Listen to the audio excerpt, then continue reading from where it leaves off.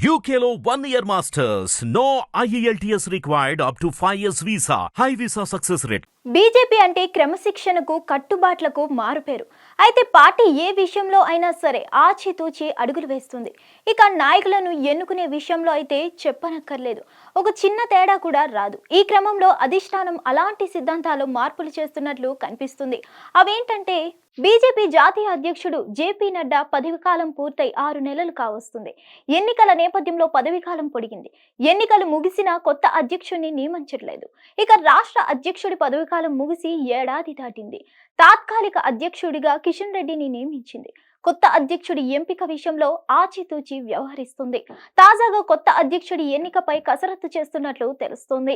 తెలంగాణలో బీజేపీ పగ్గాలు మళ్లీ పాత అధ్యక్షుడికే కట్టబెట్టే ఆలోచనలో హైకమాండ్ ఉన్నట్లు తెలుస్తోంది.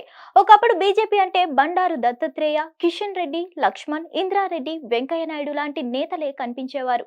కానీ ఇప్పుడు తెలంగాణలో బీజేపీలో చాలా మంది కీలక నేతలుగా ఎదిగారు. పార్టీ కూడా ప్రజల్లోకి వెళ్ళింది. ఒకప్పుడు పట్టణాలకే పరిమితమైన పార్టీ ఇప్పుడు పల్లెలకు చేరింది.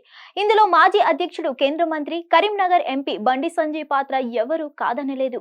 కిషన్ రెడ్డి, దత్తాత్రేయ, లక్ష్మణ్ అధ్యక్షులుగా ఉన్న కాలంలో పార్టీ కేవలం పట్టణాలే పరిమితమైంది.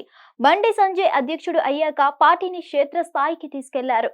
పాదయాత్రతో పార్టీకి ఊపే తెచ్చారు. గతంలో ఎన్నడూ లేని విధంగా బీజేపీకి అసెంబ్లీ ఎన్నికల్లో 8, లోక్సభ ఎన్నికల్లో 8 సీట్లు రావడానికి పరోక్షంగా బండి సంజయే కారణం. ఈ నేపథ్యంలో పార్టీ అధిష్టానం మరోసారి సంజయ్కే పార్టీ పగ్గాలు అప్పగించాలని చూస్తోంది.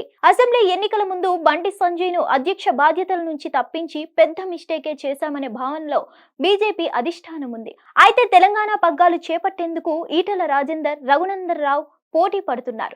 ప్రస్తుత అధ్యక్షుడు కిషన్ రెడ్డి కేంద్ర మంత్రిగా, జమ్మూ కాశ్మీర్ ఇన్ఛార్జిగా బాధ్యతలు నిర్వహిస్తున్నారు. దీంతో ఆయన రాష్ట్ర పార్టీపై పెద్దగా దృష్టి పెట్టడం లేదు. ఈ క్రమంలో కొత్త అధ్యక్షుడి ఎన్నిక అనివార్యమైంది. బీజేపీ అధ్యక్షుడిగా బండి సంజయ్ను తప్పించేందుకు ప్రధాన కారణం ఈటెల రాజేందరే అని అభిప్రాయం పార్టీ కేడర్లో ఉంది.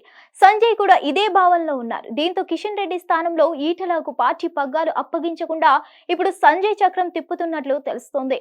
కేంద్ర మంత్రిగా ఉన్న ఈ మధ్య రాష్ట్రం వ్యవహారంలో బండి సంజయ్ చురుగ్గా పాల్గొంటున్నారు. ఖమ్మం వరదల విషయంలోనూ పార్టీ తరపున ఆయన పర్యటనకు రెడీ కావడం, ఈ లోపు ఈటల కూడా ముందుకు రావడంతో 2 బృందాలుగా వెళ్తున్నారు. అయితే బండి స్పీడ్ పెంచడంతో ఆయన్ను మళ్లీ రాష్ట్ర బాధ్యతలకు పంపుతారా, కేంద్ర మంత్రిగానే ఉన్న రాష్ట్ర పార్టీ బాధ్యతలు కూడా అప్పగించబోతున్నారా అని పార్టీ వర్గాలు చర్చించుకుంటున్నాయి. పార్టీ అధినాయకత్వం కూడా గతంలో చేసిన తప్పుతో మరోసారి బండికే అవకాశం ఇవ్వబోతుందన్న జోరుగా ప్రచారం జరుగుతుంది.